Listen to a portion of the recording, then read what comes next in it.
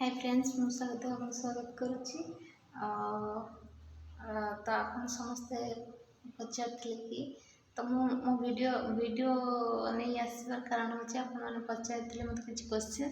तो से question answer मुझे दवाक अच्छे तो फास्ट पचारे आप कौन प्रिपेयर होचन को एग्जाम तो मु तो कहि एबे मोर एज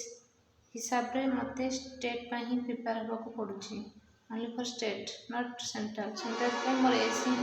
नहीं तो सही हिसाब रे मो स्टेट पे प्रिपेयर होची तो एबे स्टेट पे तो दीटा एएसओ और सीजीएल ओएसएस सीजीएल ए दीटा पे प्रिपेयर होची जति मो एएसओ पे प्रथमे प्रिपेयर होथिली तो मु देखिली हाँ आ गोटे कथा कहबी तो मु एबे जस्ट पढ़ा छाड़ी देती तो मुझे 6 मास पढ़ा स्टार्ट करी तो से मत कष्ट हम जहाँ तो सब क्लीयर करने एत जल्दी तो बहुत वर्षे 2 वर्ष न पढ़े मुझे भावुँ पारनी तो से सब जदि मुझे पढ़ुली तो सीजीएल जब बाहर तो से पाखापाखि बाहर ना तो से मुझे भाविली ASO 400 mark sorry ASO 400 mark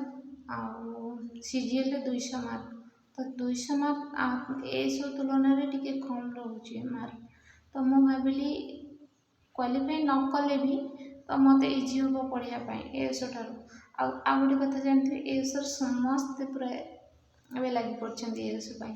हाँ जदि समस्ते एएसओ लगी तो मु सीजीएल में प्रिपेयर होची हाँ तो से गोटे प्लस पॉइंट पे तो हो लक थी तो हाँ आ गोटे कथा कहि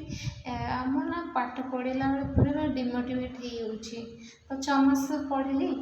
तो माइंड केमती कौन हो पढ़ी कि ना कौन करी जॉब हम कि ना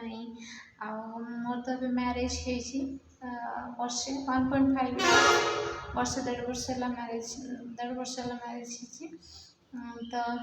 बेले बेले भाभी कौन करी कौन ना